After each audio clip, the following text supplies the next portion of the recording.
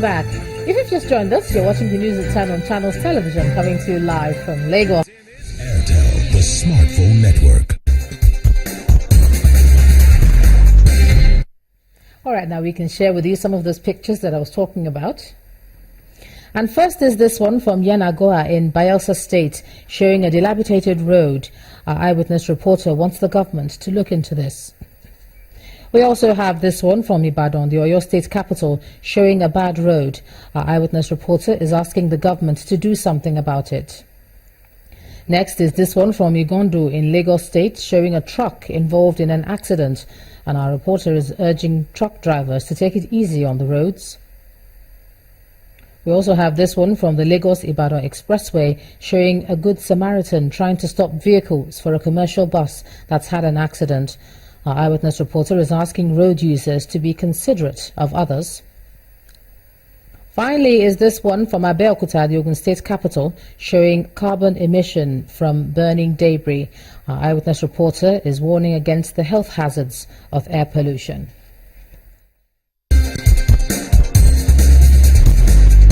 Airtel, the smartphone network. Thanks for all your pictures, and do remember that you can also send us information of things happening around you.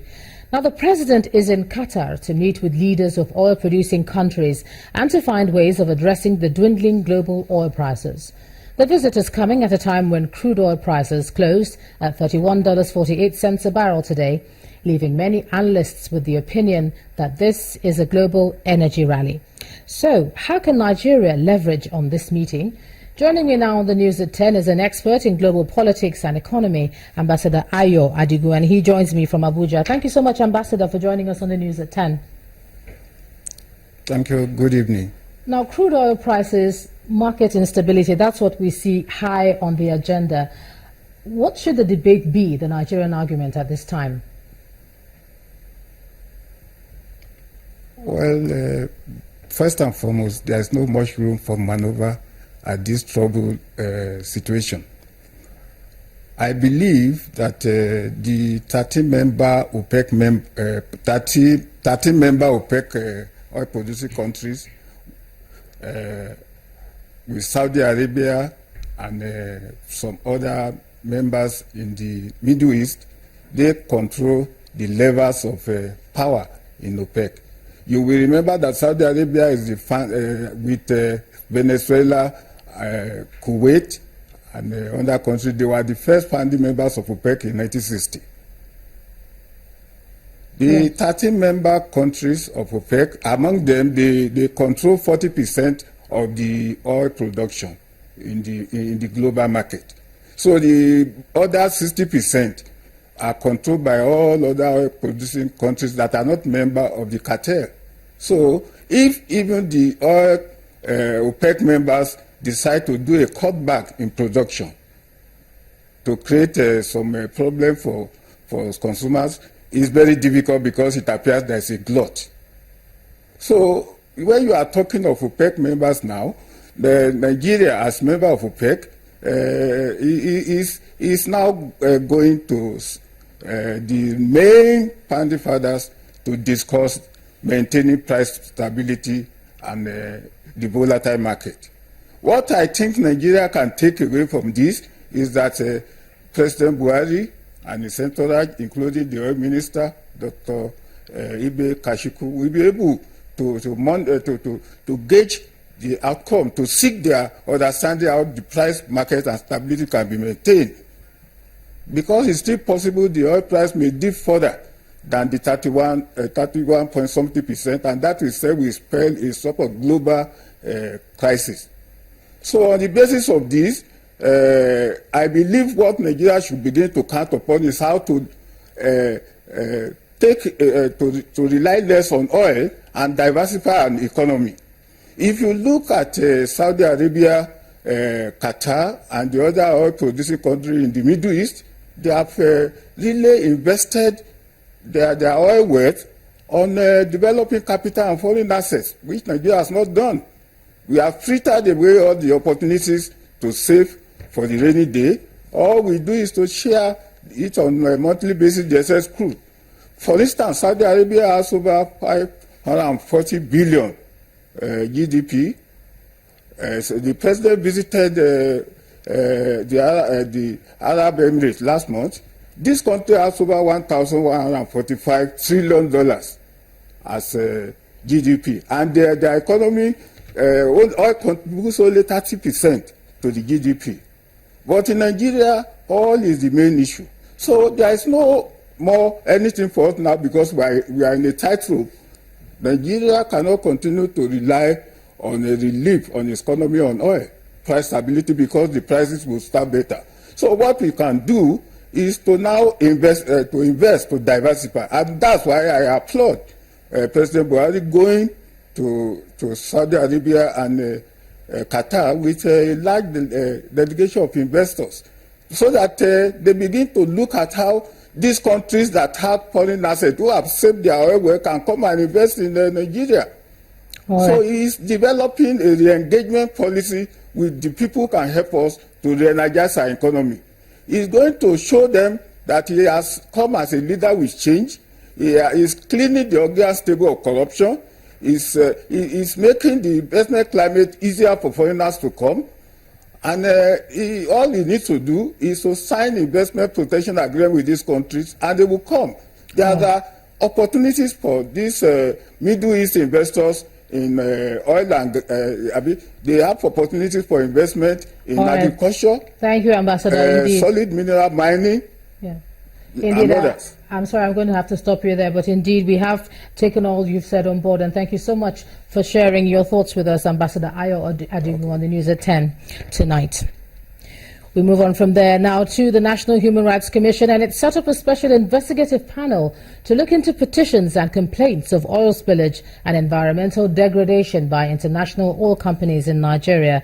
The Executive Secretary of the Commission says the findings of the panel will be implemented. Our correspondent Omelogo Nnadi reports. Polluted water bodies and streams with dying seafood, contaminated farmlands and resultant destruction of sources of livelihood. These consequences of oil spillage and environmental degradation have become a regular complaint from communities in the south-south geopolitical zone of Nigeria. International oil companies chiefly responsible for these pollutions have often not been held accountable for remediation or compensation to the affected communities over the years, while the degradation continues.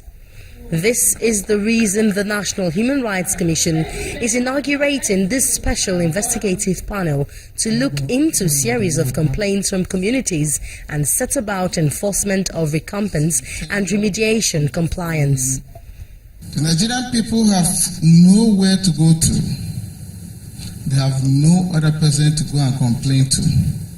Today, the Commission will demonstrate to the Nigerian people and to the international community that we do indeed have internal mechanisms to address our problems. The UNEP report on Ogoniland is one of the popular reports on the enormous degradation in that region, of which the recommendations are yet to be implemented over 6 years on. But the human rights boss says this time international oil companies will be compelled to strike a balance between business and human rights. These violations may have been taking place, but perhaps the Commission has not taken a firm decision to address those violations. And what we're determined to do is to come up with decisions that will prevent future environmental pollution and degradation and will invariably protect the rights of Nigerians. Already, the 6-man special investigative panel has commenced hearing of one of the many petitions on oil spill and environmental degradation pending before them. They have 30 days to investigate these complaints, uncover the oil companies responsible, and make recommendations on sanctions. Omelogo, Nadi Channels Television News. The Judicial Commission of Inquiry set up by the Kaduna State Government to look into the clash between the Nigerian Army and the Islamic movement opened today in the state capital. The Commission's chairman, Justice Muhammad Garba, informed the general public at the setting that all parties involved had been notified. Members of the Judicial Commission of Inquiry arrived at the General Hassan Usman Katsina House as early as 9 o'clock in the morning and waited without seeing any member of the Islamic Movement of Nigeria or their lawyers. The Commission's chairman, Justice Mohammed Garba, however, gave the assurance that an unbiased investigation will be conducted. It is hereby directed that the Added Counsel to the Commission shall find out in whose authority the custody of the counsel's client is and report back to the Commission. And because of the undertaking that the counsel had given, that he will require 24 hours from today to make the finding and report back, the proceedings for today are adjourned to Wednesday, the 24th of February, for counsel to report back on his findings. Yusuf Ali, a senior advocate of Nigeria, will ascertain the whereabouts of Sheikh El Zakzaki and report to the Commission by its next sit-in. This morning, the Commission has received about 105 memoranda from different groups, persons, and institutions. And of course, as we're also aware, there are two direct parties in this matter, the Nigerian Army and the Islamic Movement in Nigeria. And from what had happened today, the Nigerian Army had submitted its own memorandum. The Islamic Movement had not been able to, because their counsel, their lawyer, wrote to say that until they have access to the leader of Islamic Movement in Nigeria, they may not be in a position to take full instructions and write a memo. The Nigerian Army was represented by the General Officer Commanding 1 Division, Major General Adeniyi Oyebade. The absence of the Islamic Movement of Nigeria compelled the Commission to adjourn till Wednesday, February 24. When the news at 10 returns, Assets Management Corporation of Nigeria says it's unable to buy more debts. That will be on business. Please stay with us.